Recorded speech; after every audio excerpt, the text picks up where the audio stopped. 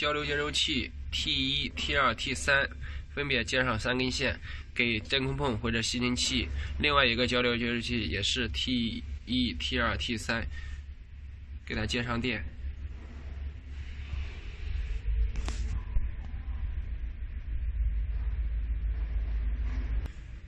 然后可以经过一个空开接吸尘器的电线。